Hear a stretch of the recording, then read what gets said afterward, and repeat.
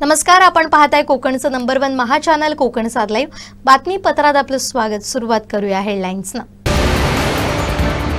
प्रमोद जठारांना विधान परिषदेसाठी उमेदवारी। आरोग्य यंत्रणेला विदर्भ मराठवाड्याप्रमाणे दर्जा मिळवण्याचा प्रयत्न। जनता आरोग्य दरबारात आमदार केसरकरांचं आश्वासन। आणि जिल्हा प्रमुखपदी निवड होताच वैभव नाईक सावंतवाडी वेंगुर्ल्यात। आता पाहूया सविस्तर बातम्या। माझगाव ग्रामपंचायतीच्या थेट सरपंच पदासाठी झालेल्या अटीतटीच्या निवडणुकीत भाजपा महायुतीच्या रंजना रवींद्र कांसे यांनी अपक्ष जयश्री दिनेश सावंत यांचा 158 मतांनी पराभव करत विजय मिळवलाय। अवघे 40.11% मतदान झालेल्या या निवडणुकीत एकूण 4185 मतदारांपैकी 1679 मतदारांनी मतदानाचा हक्क बजावला। यात 782 महिला मतदारांनी तर 897 पुरुष मतदारांचा समावेश होता। या निवडणुकीत रंजना रवींद्र कांसे यांना 882 मतं तर जयश्री दिनेश सावंत यांना 724 मतं मिळाली। जिल्हा परिषद सदस्य विक्रांत सावंत यांनी पुन्हा एकदा आपली ताकद दाखवून दिली। महायुतीच्या पदाधिकारी कार्यकर्त्यांचा हा विजय असल्याचा विक्रांत सावंत यांनी विश्वास व्यक्त केलाय। यावेळी फटाके फोडून पदाधिकारी कार्यकर्त्यांनी मोठा जल्लोष केलाय।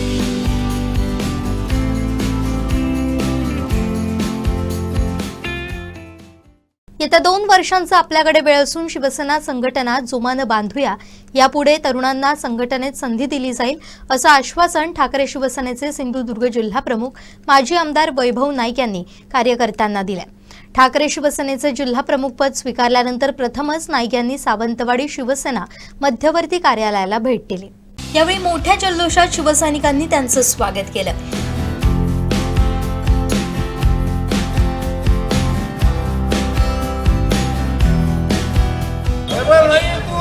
आगे बढ़ो, हम तुम्हारे साथ हैं। अरे आवाज शिवसेनेचा, बाळासाहेब ठाकरेंचा विजय असो। अरे आवाज शिवसेनेचा।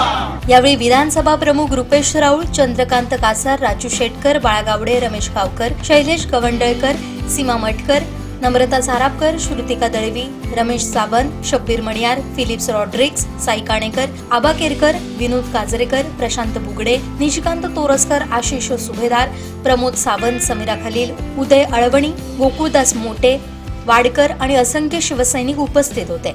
यावेळी वैभव नाईक, बाळा गावडे, चंद्रकांत कासार, निशिकांत तोरसकर, रमेश गावकर, राजू शेटकर यांनी मार्गदर्शन केलं।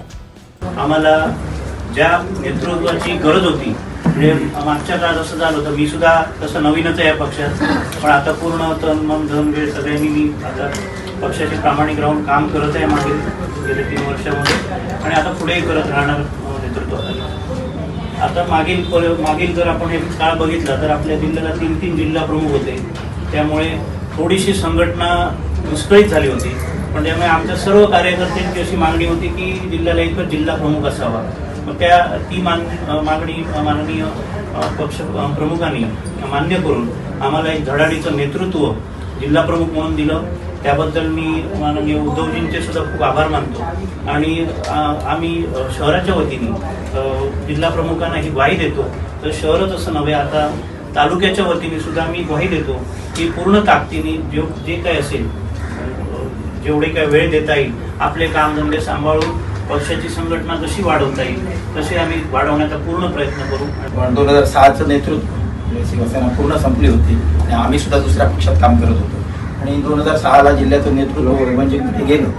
वैभवजींकडे गेल्यानंतर परत 2014चा रिझल्ट, लोकसभेचा रिझल्ट, आणि जिथं कुडाळला म्हणजे तो बालेकिल्लाच होता, म्हणजे कुडाळ हे त्यावेळीचं हॉटस्पॉट होतं, आणि परिस्थिती अशी होती कुडाळमध्ये तर संपूर्ण राजकारण म्हणजे महाराष्ट्राचं राजकारण सुद्धा कुडाळवरून चालायचं। तिथंच पहिलं शेत जो दिला तो वैभवजींनी दिला। मला वाटतं परत एकदा 2029ला शिवसेना जोमाने वाढेल। त्यांच्या नेतृत्वात गट्स आहेत, तुम्हाला माहित आहे, तुम्ही त्यांच्यावर काम केलेलं आहे। आम्ही सुद्धा त्याच्या अगोदरच्या काळात तुमच्या बरोबर काम केलेलं होतं, आणि त्या नेतृत्वाचा तुम्हाला सगळ्यांना लाभ होणार। आणि ही शिवसेना 2029ला परत एकदा आपल्या सगळ्यांच्या सहकार्याने आणि उद्धवजींच्या नेतृत्वामुळे आणि सन्माननीय वैभवजींच्या इथल्या जिल्ह्याच्या नेतृत्वामुळे परत एकदा यशाच्या शिखरावर जाईल असं मला वाटतं। नाईक साहेब जिल्हावरून म्हणून आता पुन्हा नियुक्ती झाली आहे. यापूर्वी पण मी ज्यावेळी शाखा प्रमुख होतो नाईक साहेबांच्या नेतृत्वाखाली काम केलं. नाईक साहेब जिल्हा प्रमुख म्हणून किती काम करू शकतील हे मला माहिती आहे, कारण की पहिल्यांदा नाईक साहेबांची भेट मला ज्यावेळी त्यांचा प्रवेश झाला रत्नागिरीला दौरा लावला होता, उद्धव साहेब आले होते त्यावेळी झाली. कुशल संघटक जर कसा असावा तर वैभव नाईक साहेबांसारखा असावा, कारण की मी बघितलं आता आपण बघू शकतो कुडाळ मालवण मधले जे काही कुठल्याही ग्रामपंचायत असून ते पंचायत समिती जिल्हा परिषद जे काही रिझल्ट येतात कठीण परिस्थिती त्याच्यावरून त्यांनी कार्यकर्त्यांना पाठबळ देण्याची जी त्यांची क्षमता आहे. कारण की आम्ही 2-3 प्रकरणात आम्ही बघितलं जेव्हा इथे बॅरिस्टर नाथपै रुपेश बॅरिस्टर नाथपै मध्ये एक धर्मांतरणाचा प्रकार झालेला त्यावेळी गुन्हे नोंद झालेले त्यावेळी सुद्धा अवघ्या पाऊण तासाच्या ज्यावेळी नाईक साहेबांना कळलं जिल्हा प्रमुख होते पाऊण तासात ते कंट्रोलीत नाही इथे पोहोचले होते आणि जो काही विषय होता तो हँडल केला. त्यानंतर बरेच अशा गोष्टी झाल्या ज्यावेळी म्हणजे कार्यकर्त्यांना पाठीशी राहणार आणि कार्यकर्त्यांना पाठबळ देणारा जर नेता कसा असावा तर नाईक साहेबांसारखा आमची मनापासून इच्छा होती की नाईक साहेब आम्हाला जिल्हा प्रमुख म्हणून भेटावे आणि ती आज आमची पूर्ण आली. आणि अपेक्षा व्यक्त करतो की जी काय आमच्या संघटनेमध्ये मग एक ते म्हणतात ना महापुरे झाडे जातील ते लवाळे वाचतील तसे आमचे नेते बरेच गेले पण जे पदाधिकारी किंवा जे आमचे जे खालचे कार्यकर्ते ते सगळे तिथे आहेत. फक्त त्यांच्यावरती जी काही मरगळ आलेली आहे ती झटकण्याची गरज आहे आणि ते काम नक्कीच वैभव नाईक साहेब करतील अशी अपेक्षा व्यक्त करतो. आणि आज इथे ते जिल्हा प्रमुख म्हणून आले त्यांचे मी शाब्दिक तालुक्याच्या वतीने शाब्दिक स्वागत करतो आणि इथेच थांबतो. जय जय. एकच वचन देतो की तुमच्या नेतृत्वाखाली निश्चितच या सावंतवाडी विधानसभेचं काम आम्ही जोमाने करणार. तुमची साथ आम्हाला निश्चित लाभणार. जे काही मागच्या विषयात आम्ही जाणार नाही, जे काही गोष्टी झाल्या त्या आपण इथे थांबवा. फक्त एकच सांगतो की आम्ही प्रत्येक वेळा म्हणत होतो की आमचं नेतृत्व रुपेश सोडल्यानंतर आमच्याकडे नेतृत्व तसं आता कोणी म्हणण्याची गरज नाही. आता खंबीर नेतृत्व तुम्हाला सगळ्यांना हवं असलेलं नेतृत्व साहेबांनी आम्हाला बहाल केलेलं आहे निश्चित.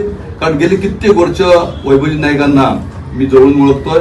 माझं जरी वय जास्त असलं तरी मी त्यांचा एक छोटासा कार्यकर्ता आहे. मी साहेब तुम्हाला वचन देतो की माझ्या रक्तात माझ्या जीवनात रक्त असेल पर्यंत मी तुमच्याबरोबर जेवढ्या प्रामाणिक राहता येईल तेवढा संघटनेवर राहणार आहे आणि निश्चित माझ्याकडून जे जे काय करता येईल ते मी करणार आहे. मी तुम्हाला सगळ्यांना हे निश्चित ग्वाही देतो आणि तुम्ही सगळ्यांनी एक दिलाने काम करायचं आहे. 29ला आपला आमदार इथे निवडून आणण्यासाठी आपण सगळ्यांनी प्रयत्न करायचा आहे. आता 2 वर्ष आमच्याकडे रिकामी आहेत, निवडणुका नाही आहेत, पण रुपेशजी राऊळ जे जे काही कानमंत्र देतील त्याप्रमाणे ग्रामपंचायत आहे त्याप्रमाणे सगळ्यांनी काम करायचं आहे. सगळ्या गोष्टी पैशाने होतात असं नाही. आपल्याला सगळेजण आता बोलते व्हा, सगळेजण म्हणजे काय कुठे गावात कुठचा अन्याय झाला काय झालं तर तिथे आधी पोचा सगळ्यांनी. आणि हे जर पोचला तर बरीचशी संघटना परत आपल्यावर येईल. काय तर तंग म्हणजे जी मळगळ आली ती दूर करा एवढंच मी तुम्हाला सगळ्यांना सांगतो. शिवसेना उद्धव बाळासाहेब ठाकरे पक्षाच्या पुन्हा एकदा खांद्यावर धुरा म्हणजे जिल्ह्याचा धुरा खांद्यावर आल्यानंतर सर्वप्रथम या ठिकाणी वैभवजी नाईक साहेब इथे आलेले आहेत जिल्हा प्रमुख म्हणून. तर त्यांचं सर्वप्रथम सावंतवाडी तालुक्याच्या वतीने आपण सर्वांनी स्वागत करूया टाळ्यांच्या गजरात. या ठिकाणी एक गोष्ट जेव्हा चर्चेत आली की नाईक साहेबांना पुन्हा एक गोष्ट आपल्याला सगळ्यांनी लक्षात घेतली पाहिजे की पुन्हा एकदा धुरा दिलाय. बाबूराव धुरा सुद्धा एक चांगले कार्यकर्ते आहेत, त्यांनी सुद्धा चांगलं काम केलं. परंतु एक गोष्ट आहे आता संघटित होऊन आपल्याला काम केलं पाहिजे की नाईक साहेबांच्या नेतृत्वाखाली 2012 मध्ये मला तालुका प्रमुख पद मिळालं. 2013 मध्ये एक राडा झाला पण त्या राड्यामध्ये एक मेसेज काय गेला जिल्ह्यात की नाईक साहेबांच्या नेतृत्वाखाली पूर्ण जिल्हा शिवसेना म्हणून एकजुटीने काम करतो आणि त्यावेळी मेसेज गेला म्हणून आपल्याला 14 मध्ये यश आलं. ज्या दिवशी नाईक साहेबांची आणि माझी भेट झाली की असं जिल्हा प्रमुख जवळपास असं कानावर आला आणि मी त्यांच्याशी चर्चा करायला बसलो. मी त्यांना एकच वाक्य सांगितलं की 29 मध्ये आपलं सगळ्यांचं टार्गेट एक असलं पाहिजे की पुन्हा एकदा ह्या जिल्ह्यात शिवसेनेचं नेतृत्व तयार झालं पाहिजे. म्हणजे एक गोष्ट लक्षात घ्या, या जिल्ह्यात आज अभ्यास केला तर 3 मतदारसंघ आहेत. 3 मतदारसंघामध्ये आजच्या घडीला आपल्याला एकमेव आमदार 2029 मध्ये प्राधान्याने येऊ शकतो आपला, तो म्हणजे वैभव नाईक. बरोबर आहे. मग अशा वेळेला मात्र मेसेज आपला जिल्हाभर गेला पाहिजे की पूर्ण संघटना एकजुटीने उभी आहे किंवा शिवसेना म्हणून एक परिवार म्हणून आपण उभे आहोत, एक संघटित होऊन उभे आहोत. त्याच्यामुळे नक्कीच त्यावेळेला आपल्याला काय होईल की एकतर हक्काचा आपला आमदार निवडून येईल, परंतु 2 मतदारसंघात उरलेल्या 2 मतदारसंघात सुद्धा चांगलं वातावरण निर्माण होईल. त्याच्यामुळे आपण पुन्हा एकदा वैभव नाईक साहेबांना मी मनपूर्वक भावी वाटचालीसाठी या ठिकाणी खूप खूप शुभेच्छा देतो. त्यांच्या हातातून पुन्हा एकदा म्हणजे ज्या काळात त्यांनी पडत्या काळात संघटना जिल्हा प्रमुख म्हणून उभारणी केली आणि मोठं यश 2014 मध्ये म्हणजे खासदार आले, आमदार म्हणून ते स्वतः निवडून आले, असं यश संपादन करणारा पुन्हा एकदा नेतृत्व पुन्हा या सिंधुदुर्गाला मिळालं, त्याबद्दल पुन्हा एकदा त्यांना खूप खूप शुभेच्छा देतो. विधान परिषदेसाठी उमेदवारी जाहीर होताच प्रमोद जठारांची पहिली प्रतिक्रिया समोर आली आहे. यासाठी त्यांनी मुख्यमंत्री फडणवीस, प्रदेशाध्यक्ष रवींद्र चव्हाण यांचा आभार मानले. पाहुयात प्रमोद जठार काय म्हणाले. भारतीय जनता पक्षाचे नेते, महाराष्ट्राचे नेते माननीय देवेंद्रजी फडणवीस, माननीय मुख्यमंत्री, त्याचबरोबर प्रदेशाचे अध्यक्ष रवींद्रजी चव्हाण, त्याबरोबर भारतीय जनता पक्षाच्या महाराष्ट्रातल्या सगळ्या नेत्यांचे मी खूप मनपूर्वक आभारी आहे की यावेळच्या विधान परिषदेची उमेदवारी त्या ठिकाणी मला दिली आहे. मला विश्वास आहे की भविष्यामध्ये भारतीय जनता पक्षाचं कोकणात काम करण्याची संधी माझ्या पक्षाने दिली. माझ्या महाराष्ट्रातल्या सगळ्या मंडळींचं, माझ्या देशातल्या सगळ्या मंडळींचं, माझ्या पक्षाचं, या सगळ्यांचं मी अत्यंत आभार मानतो. पक्षाचं लक्ष असतं, श्रद्धा आणि सबुरीची मात्र गरज आहे. असाच विश्वास आमच्या सगळ्या जुन्या कार्यकर्त्यांच्या मनात आहे. पुन्हा एकदा कोकणामध्ये काम करण्याची संधी दिली त्याबद्दल पुन्हा एकदा मी भारतीय जनता पक्षाच्या प्रदेश कार्यकारिणीचं, माझ्या सगळ्या नेत्यांचं शतशः आभारी. धन्यवाद. 1 मे पासून देशभरात जनगणना सुरू होते.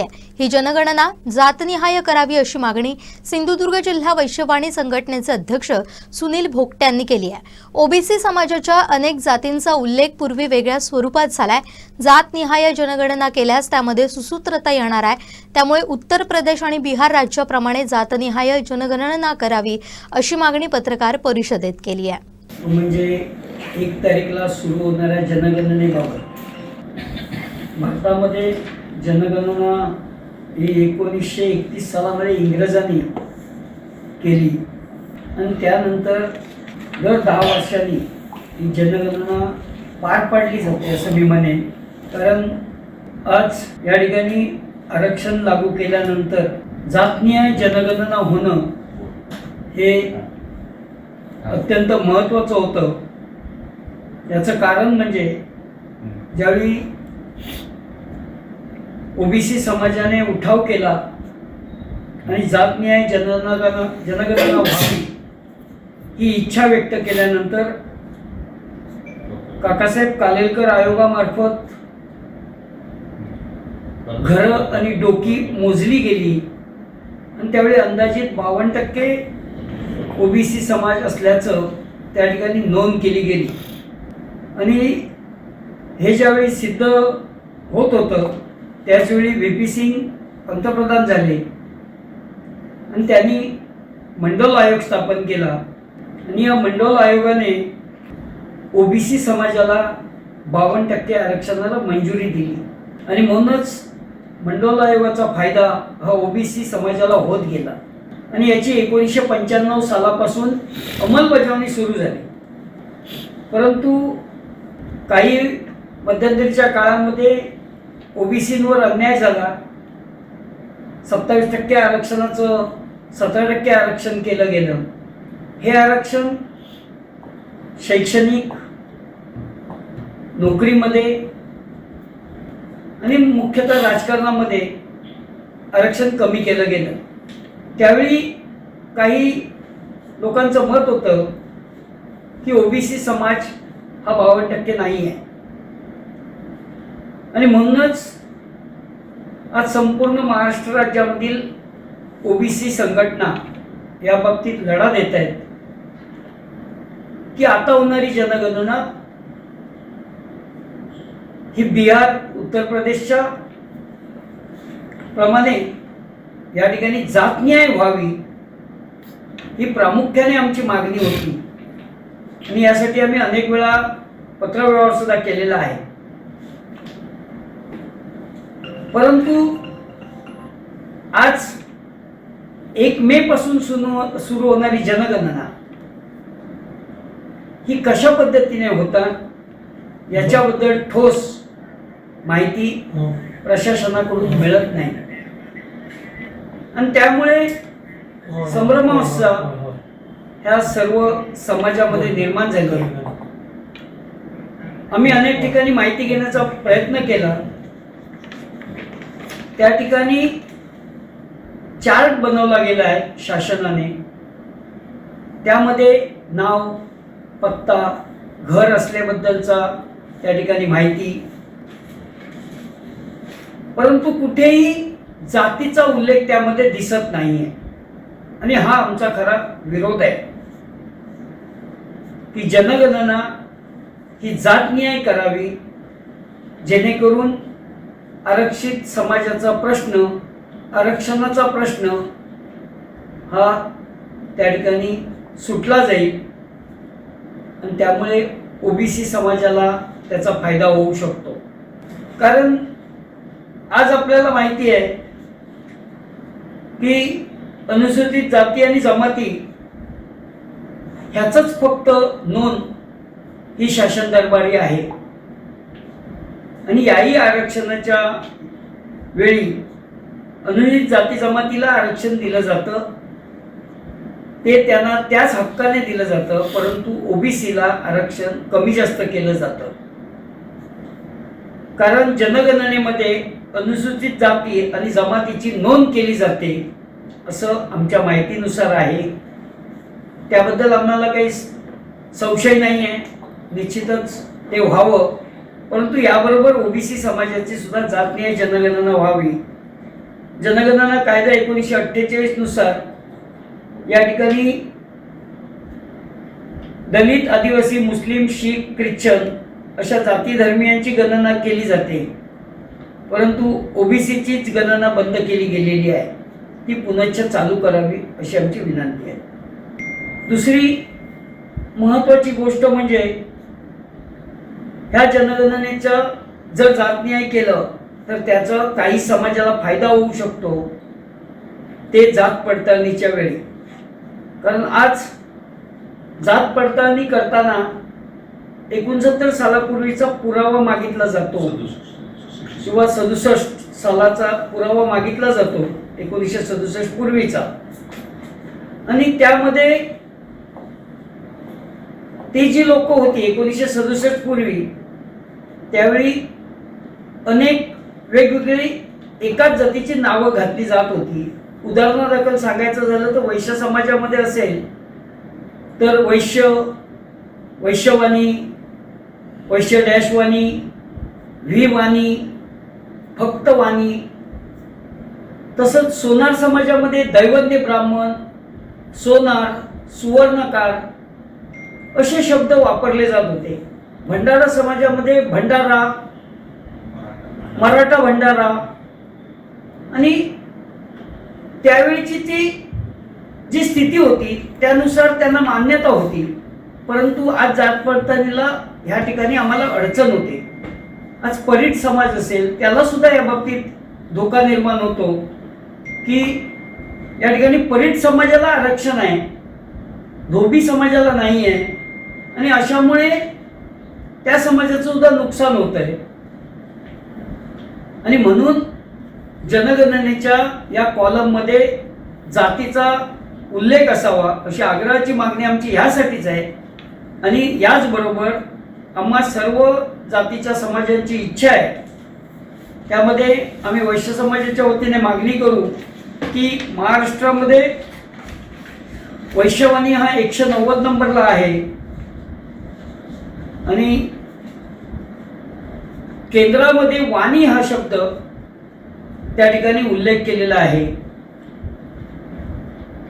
आणि त्यामुळेच आम्ही वैश्य समाज जिल्हाध्यक्ष आणि माझ्यासोबत असलेले वैश्य समाजचे खजिनदार यांच्या वतीने आम्ही वैश्य समाजाला विनंती करतो की सर्वांनी जातन्याय जनगणनेमध्ये या ठिकाणी जर जातीचा उल्लेख असेल तर सर्वांनी वाणी या शब्दानेच, कारण वैश्य हा वर्ण आहे आणि वाणी ही जात आहे, त्यामुळे निदान यापुढील तरी आपल्या मुलांना याचा फायदा व्हावा शैक्षणिक, राजकीय नोकरीमध्ये, भविष्यात केंद्रामधील नोकरीमध्ये. तर यासाठी वाणी म्हणूनच उल्लेख या जनगणनेमध्ये करावा. तसंच जे सुवर्णकार आहेत किंवा दैवते ब्राह्मण म्हणून ज्यांची नोंद असेल त्यांनी यापुढे तरी निदान सोनार या शब्दाचा उल्लेख करावा, परीट समाजाने परीट याचा उल्लेख करावा, कुंभार समाजाने कुंभार म्हणून नोंद करावी, भंडारी समाजाने फक्त भंडारी म्हणून नोंद करावी, जेणेकरून त्याचा त्यांना फायदा होऊ शकतो. त्यामुळे या जनगणनेमध्ये जातीचा उल्लेख करावा असं या प्रसंगी आवाहन करतो आणि सरकारला विनंती करतो की ही जनगणना जातनिहाय व्हावी, जेणेकरून आम्हाला त्याचा फायदा होईल. जिल्हा परिषद निवडणुकीत वेंगुर्लेतील जनतेची उत्तम साथ मिळाली. यापुढे मते कशी वाढवता येतील यासाठी आमचा प्रयत्न असेल. नगरपालिका निवडणुकीत सुद्धा शिंदे शिवसेना आणि भाजप पक्षाकडून पैशांचा मोठ्या प्रमाणात वापर झाला, तरी पण आमचे 3 नगरसेवक निवडून आलेत. मात्र ज्या लोकांना आपण निवडून दिलं ती लोक पक्ष बदलतायत, अशांना पुढील निवडणुकीत जनतेनं प्रायश्चित्त दिलं पाहिजे, असं ठाकरे शिवसेनेचे जिल्हा प्रमुख तथा माजी आमदार वैभव नाईक यांनी वेंगुर्ले इथं सांगितलंय. जिल्हा प्रमुखपदी निवड झाल्यानंतर प्रथमच त्यांनी वेंगुर्ले शाखेला भेट दिली, त्यावेळी ते बोलत होते. की निवडणुकीच्या वेळीच आमच्यामध्ये फाटाफूट झाली. शेवटच्या दिवसापर्यंत आम्ही अर्ज भरण्यात हे, कारण काही लोकांनी आमच्यामध्ये त्या लोकांनी त्यावेळीच पक्ष सोडला, परंतु त्यावेळी सुद्धा संजय गावडे असतील, विजय नाईक असतील, ह्या लोकांना विश्वास दाखवला. इतर 3 उमेदवार सुद्धा आमच्या थोडक्या मतांनी पराभूत झाले. परंतु शिवसेना उद्धव बाळासाहेब ठाकरे मशाल्या चिन्हावर चमणकर तेव्हा तालुक्यात नेतृत्व करत असताना 9ही जागा आपण मशाल्या चिन्हावर उभ्या केल्या आहेत आणि चांगली मतं मिळाली आहेत. आणि त्यामुळे ही मतं कशी वाढवता येईल. कालच्या नगरपालिकेच्या निवडणुकीमध्ये सुद्धा आपण माहिती असेल की कशा पद्धतीने पैशाचा दोन्ही बाजूने वापर झाला, म्हणजे शिंदे गटाकडनं आणि भाजपकडनं 10,000 मत झाले. आणि तरी पण आमचे 3 नगरसेवक निवडून आलेले आहेत, त्यांना सुद्धा मुख्य प्रवास घेण्याचं काम या ठिकाणी करूया. परंतु लोकांनी सुद्धा केलं की ज्या लोकांना आपण निवडून दिलं ते पक्ष बदलत आहे, तर त्यावेळी लोकांनी सुद्धा त्याविरोधात पुढच्या निवडणुकीमध्ये त्यांना त्याचं प्रायश्चित्त दिलं पाहिजे की लोक आज काय आमच्याकडे लोकांनी सत्ताधारी म्हणून दिले नाही, विरोधी पक्षाला आम्ही बसणारे माहिती असून आम्हाला लोकांनी निवडून दिलं, तो विश्वासाला आम्ही साकारण्याचा प्रयत्न आम्ही केला पाहिजे. वेंगुर्ला तालुका हा गेली अनेक वर्ष शिवसेनेचा बालेकिल्ला आहे. ठाकरे कुटुंबाला मानणारी जनता या तालुक्यात आहे. त्यामुळे पुन्हा एकदा शिवसेना वेंगुर्ला तालुक्यात उभी करण्याचं काम आम्ही सर्वजण मिळून करणार आहोत. प्रत्येक विभागात जाऊन त्या ठिकाणच्या जुन्या नव्या पदाधिकारी कार्यकर्त्यांशी चर्चा करणार. आमच्यातून गेलेल्या पदाधिकाऱ्यांना सुद्धा आम्ही भेटणार आहोत.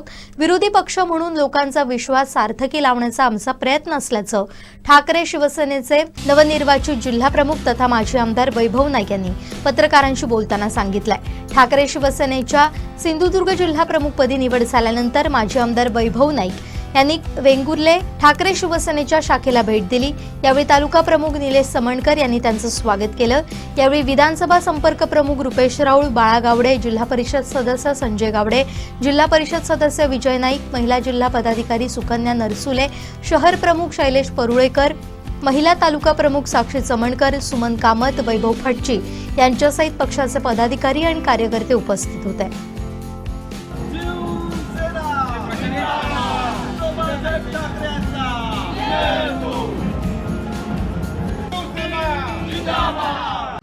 शिवसेनेचा जिल्हा प्रमुख म्हणून उद्धव बाळासाहेब ठाकरेंनी माझी नियुक्ती केल्यानंतर आता संपूर्ण सिंधुदुर्ग जिल्ह्यातील विविध तालुक्यामध्ये बैठक घेऊन तिथल्या तालुक्यातल्या प्रमुख नेत्यांशी आमच्या कार्यकर्त्यांची चर्चा, महिला आघाडीची चर्चा करण्याचं काम आजपासून सुरू केलेलं आहे. आज वेंगुर्ल्यामध्ये तालुका प्रमुख निलेश समणकर, आमचे विधानसभेचे प्रमुख रुपेश राऊळ, बाळासाहेब गावडे, इथले नूतन जिल्हा परिषद सदस्य संजय गावडे, आमच्या महिला आघाडीच्या माजी जिल्हा परिषद सदस्य सुकन्या नरसुले मॅडम, आमच्या तालुका प्रमुख चमणकर मॅडम, आमचे शहर प्रमुख शैलेश आणि उपस्थित माझे सर्व शिवसैनिकांची चर्चा करत आहोत. आणि शिवसेना पुन्हा एकदा, खरं तर वेंगुर्ला तालुका हा गेले अनेक वर्ष शिवसेनेचा बालेकिल्ला आहे. सातत्याने 4 निवडणुकीमध्ये शिवसेना उद्धव म्हणजे शिवसेना ठाकरेंना मानणारा आमदार निवडून आला. परंतु गेल्या वेळी आपण माहीत असेल की वेगवेगळ्या गोष्टी घडल्यामुळे या ठिकाणचा आमदार आमचा निवडून आला नाही. परंतु पुन्हा एकदा शिवसेना वेगवेगळ्या तालुक्यात उभी करण्याचं काम आम्ही करणार आहोत. आज आम्हाला पण माहिती आहे की जुने पदाधिकारी, नवीन कार्यकर्ते यांना एकत्र घेऊन प्रत्येक विभागावर पुढच्या आठवड्यापासून म्हणजे ह्या महिन्यामध्ये 1 किलो कामात असतात, त्या पुढच्या महिन्यापासून प्रत्येक विभागात जाऊन तिथला विभाग प्रमुख, नवीन पदाधिकारी नेमणं हे काम करणार आहोत. आणि जे पदाधिकारी आमच्यातनं गेले त्यांना आम्ही भेटणार आहोत. आणि खरं तर विरोधी पक्ष म्हणून लोकांचा विश्वास आमच्यावर आहे. लोक आमच्याकडे आशेने बघतायत, कारण इतर जे 2 पक्ष आहेत ते फक्त राणे समर्थकांचे पक्ष त्या पक्षाचं नेतृत्व करतायत आणि जी काही कॉन्ट्रॅक्टर लॉबी असेल, जी सत्तेसाठी ती काही लॉबी, ही त्या दोन्ही पक्षामध्ये आहे. आणि असं असताना शिवसेना हा सामान्यतः तळागाळातला पक्ष आहे आणि तळागाळातल्या कार्यकर्त्यांना पुन्हा एकदा संधी फक्त शिवसेना देऊ शकतो. परंतु तो विश्वास आम्ही देण्यासाठी आम्ही प्रयत्न करणार आहोत आणि वेंगुर्ला तालुक्यामध्ये प्रत्येक गावागावामध्ये शिवसैनिक या ठिकाणी आहेत आणि त्यांना आम्ही भेटणार आहोत. शिवसेनेचे पदाधिकारी नेमणार आहोत आणि लोकांचे जे प्रश्न आहेत, आपण बघितलं असेल की अनेक प्रश्न, आज काजू आणि आंब्यावर शासनाने तुटपुंजी मदत जाहीर केली, परंतु सत्ताधारी पक्ष यावर काय बोलत नाहीत. आज जिल्ह्यातील आरोग्य व्यवस्था तशीच झाली आहे. आज अदानीचे मीटर बसवत नाही सांगितले, परंतु प्रत्येक घरामध्ये अदानीचे मीटर बसवले आहेत आणि जास्तीत जास्त बिलं आहेत. या तालुक्याचे जिल्हा बँकेचे अध्यक्ष आहेत, परंतु जिल्हा बँकेच्या कर्मचाऱ्यांच्या भरतीमध्ये अनेक लोकांना आश्वासन दिली होती, परंतु आज त्यामध्ये मोठ्या प्रमाणात भ्रष्टाचार आहे. इथले आमदार आपण बघित असाल की फक्त निवडणूक आल्यात की या ठिकाणी येतात आणि निवडणूक असल्या की या ठिकाणी येत नाहीत आणि परंतु लोकांना ते त्यावेळी वेगवेगळी खोटी आश्वासन देतात आणि ह्या सगळ्या भूमिका घेऊन आम्ही लोकांसमोर जाणार आहोत. सिंधुदुर्गच्या आरोग्य यंत्रणेला विदर्भ मराठवाड्याप्रमाणे दर्जा मिळवून देण्यासाठी प्रयत्न करणार, तसेच रिक्त वैद्यकीय पदं भरण्यासाठी आणि आरोग्य यंत्रणेचा दर्जा सुधारण्यासाठी प्रयत्नशील असल्याचं आश्वासन माजी मंत्री आमदार दीपक केसरकर यांनी दिलंय. सावंतवाडी येथील बॅरिस्टर नाथपाई सभागृहात आयोजित जनता आरोग्य दरबारात ते बोलत होते. आमदार केसरकर म्हणाले, जिल्ह्यात 50% डॉक्टरांची कमतरता आहे. सावंतवाडीची समस्या सोडवण्यासाठी जिल्हा खनिकर्म विभागाच्या निधीतून डॉक्टरांना अतिरिक्त पगार देऊन त्यांची नेमणूक करता येईल असा प्रस्ताव पालकमंत्री नितेश राणे आणि जिल्हाधिकारी तृप्ती थोडमिसे यांच्याकडे सुपूर्द केलाय. तसेच उपजिल्हा रुग्णालयातील डायलिसिस सुविधेवर भर देत आमदार निधीतून आणखीन 2 डायलिसिस युनिटसाठी तात्काळ पत्र दिलं असल्याचं त्यांनी जाहीर केलं. तसेच गेल्या 8 वर्षांपासून प्रलंबित असलेल्या मल्टी स्पेशालिटी हॉस्पिटलबाबत बोलताना ते म्हणालेत, सरकार आणि राजघराण्याकडून जागेबाबत निर्णय झाला असून केवळ काही स्वाक्षऱ्या बाकी आहेत. येत्या आठवड्यात आरोग्य मंत्रालयात विशेष बैठक घेऊन हा प्रश्न मार्गी लावला जाईल. तसेच उपजिल्हा रुग्णालयाची जुनी इमारत पाडून त्या ठिकाणी नवीन वास्तू उभारण्यासाठी बांधकाम विभागानं स्ट्रक्चरल ऑडिट करावं अशा सूचनाही त्यांनी दिल्या. जागेअभावी उपजिल्हा रुग्णालयात आयुष्य ओपीडी सुरू करण्यास अडचणी येत आहेत. त्यामुळे सावंतवाडी नगरपालिकेच्या इमारतीत ही ओपीडी सुरू करण्यासाठी नगराध्यक्षांशी चर्चा झाली असून लवकरच ती कार्यान्वित होईल असा विश्वास त्यांनी व्यक्त केलाय. यावेळी डॉक्टर धनंजय काकडे, डॉक्टर जयेंद्र परुळेकर, आरोग्य व शिक्षण सभापती प्रितेश राऊळ, जिल्हा परिषद उपाध्यक्ष तुकाराम उर्फ दादा साईल, जनता आरोग्य दरबाराचे समन्वयक NB रेडकर आणि मान्यवरांनी यावेळी विचार मांडले. या आरोग्य दरबाराला जिल्हा परिषद अध्यक्ष प्रमोद कामत, उपाध्यक्ष तुकाराम साईल, आरोग्य सभापती प्रितेश राऊळ, नगराध्यक्षा श्रद्धाराजे सावंत भोसले, पंचायत समिती सभापती सुष्मिता जाधव, समन्वयक NB Redkar, doctor Dhananjay Kakade, doctor Jayendra Parulekar, प्राध्यापक सुभाष गोवेकर, नगर परिषद आरोग्य सभापती सुधीर आडिवरेकर, सभापती प्रतीक बांदेकर, बालकल्याण समिती सभापती दीपाली भालेकर, नगरसेविका मोहिनी मडगावकर, रवी जाधव, ॲडव्होकेट नंदन वेंगुर्लेकर, पत्रकार शेखर सामंत, विनोद शेंडे, शकुंतला भालेराव, रवींद्र ओगले आदी मान्यवर उपस्थित होते. सकल हिंदू समाज कणकवली यांच्यातर्फे आयोजित विशाल हिंदू संमेलनास हिंदू बांधवांचा उत्स्फूर्त प्रतिसाद लाभलाय. हिंदू धर्म परंपरा, संस्कृती, मूल्यांचं संवर्धन आणि संरक्षण करण्यासाठी या संमेलनाचं आयोजन करण्यात आलं होतं. संमेलनाच्या शुभारंभ प्रसंगी संयोजक विजय गावकर, सहसंयोजक हरीश गणपत्ते, संमेलन समितीचे संदीप राणे, नंदकुमार आरोलकर, सुनील सावंत, किशोर दाभोळकर, प्रसाद ठाकूर, प्रकाश करंबेळकर, प्रतिभा करंबेळकर, समर्थ राणे आदी मान्यवर उपस्थित होते.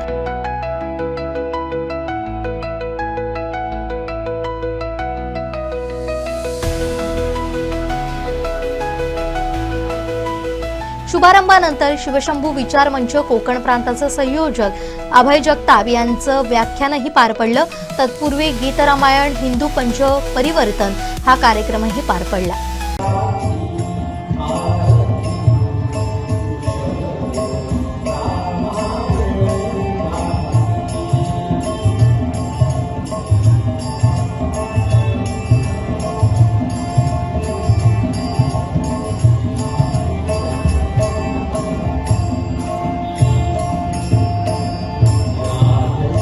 नेरूर ठाकूरवाडी येथील रस्ता जो काही महिन्यांपूर्वीच प्रशासनाच्या मदतीनं मोकळा करण्यात आला होता तो पुन्हा एकदा अडवण्यात आलाय। सुदीन ठाकूर यांनी हा रस्ता पुन्हा एकदा काटेरी कुंपण घालून बंद केल्याचा आरोप ग्रामस्थांनी केलाय। कुडाळ तालुक्यातील नेरूर ठाकूरवाडीत पुन्हा एकदा वादाची ठिणगी पडली आहे। हे दृश्य पहा, हा तो रस्ता आहे जो स्थानिक नागरिकांची जीवनवाहिनी मानला जातो। मात्र सुदीन महादेव ठाकूर यांनी तो पुन्हा एकदा अडून ग्रामस्थांची कोंडी केली आहे। विशेष म्हणजे 17 डिसेंबर 2025ला कुडाळ पंचायत समितीचे गटविकास अधिकारी, गट शिक्षण अधिकारी आणि पोलिसांच्या उपस्थितीत हा रस्ता मोकळा करून त्याला कुंपण घालण्यात आलं होतं। प्रशासनाचा हस्तक्षेप होऊनही अवघ्या काही महिन्यातच पुन्हा एकदा कायद्याची पायमल्ली झाली आहे। 26 आणि 27 एप्रिल 2026ला सुदीन ठाकूर यांनी पूर्वीचे पोल तोडले आणि पुन्हा काटेरी कुंपण घालून रस्ता बंद केला। यावेळी येथील 20 ते 25 घरांचा मार्ग पूर्णपणे ठप्प झालाय। पोलिसांनी यापूर्वी सुदीन ठाकूर यांना समज दिली होती, परंतु पोलीस प्रशासनाच्या आदेशालाही त्यांनी जुमानलं नाही, असा संतप्त आरोप ग्रामस्थांनी केला। त्यांनी लावलेल्या सीसीटीव्ही कॅमेऱ्यांवरूनही आता नवीन वाद निर्माण झालाय। हे कॅमेरे थेट ग्रामस्थांच्या घरांकडे रोखलेले आहेत, ज्यामुळे येथील महिलांना असुरक्षित वाटतंय। इतकंच नाही तर या कॅमेऱ्यात असलेल्या स्पीकरवरून येणाऱ्या जाणाऱ्यांना शिवीगाळ केली जात असल्याचा गंभीर आरोपही महिला ग्रामस्थांनी केलाय। नमस्कार, मी अदिती जोशी आणि आमचे नेरूर ठाकूरवाडीतील ग्रामस्थ। आम्ही नेरूर ठाकूरवाडीतील ग्रामस्थांना ये जा करण्यासाठी आणि शेतीसाठी जो रस्ता सोडला होता 2012 साली जिल्हा परिषदेने जो सदर रस्ता सोडला तो ग्रामस्थांची गैरसोय ओळखून ये जा करण्यासाठी दिला होता। तरी 2025मध्ये ऑगस्ट 2025मध्ये रस्ता पूर्णपणे JCB लावून खड्डे मारून बंद केला सुदीन ठाकूर याने। आम्ही वारंवार पत्रव्यवहार केल्यामुळे प्रशासनाने याची दखल घेऊन 4 डिसेंबर 2025 रोजी सदर शाळेच्या जमिनीची मोजणी लावून हद्द कायम केली, पण सदर हद्दीला नीज पुरण्यासाठी सुदीन महादेव ठाकूर आणि त्याच्या परिवाराने अटकाव केल्याने 17/12/2025 रोजी पूर्णपणे पोलीस प्रशासन आणि जिल्हा परिषद अधिकाऱ्यांनी येऊन आमचा जो सदर रस्ता ये जा करण्यासाठी होता तो खुला करून कायम करून दिला। 26 एप्रिल 2026ला सदर व्यक्ती सुदीन महादेव ठाकूर याने पुन्हा कंपाऊंडचे पोल तोडून टाकले। 27ला राहिलेले पोल तोडले, 28ला चिरे आणि काटेरी कुंपण टाकून रस्ता पूर्णपणे बंद केलेला आहे। मुलांना ये जा करण्यासाठी, आम्हाला ग्रामस्थांना, वयोवृद्ध माणसांना ये जा करण्यासाठी किंवा गाडी नेण्यासाठी रस्ता सोडलेला नाही आहे त्याने।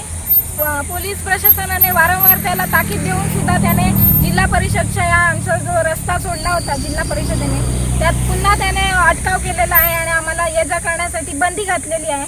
शिवाय त्याची कोणतीही प्रॉपर्टी नसताना, वैयक्तिक मालमत्ता नसताना सुद्धा त्याने बेकायदेशीर कॅमेरे लावलेले आहेत आणि त्या कॅमेऱ्यामध्ये आमची मागील बाजू तसेच नाईक यांच्या घराची बाजू, मागील बाजू बाथरूम वगैरे येत असल्यामुळे आम्हाला दैनंदिन कामांसाठी भरपूर मुश्किल होत आहे।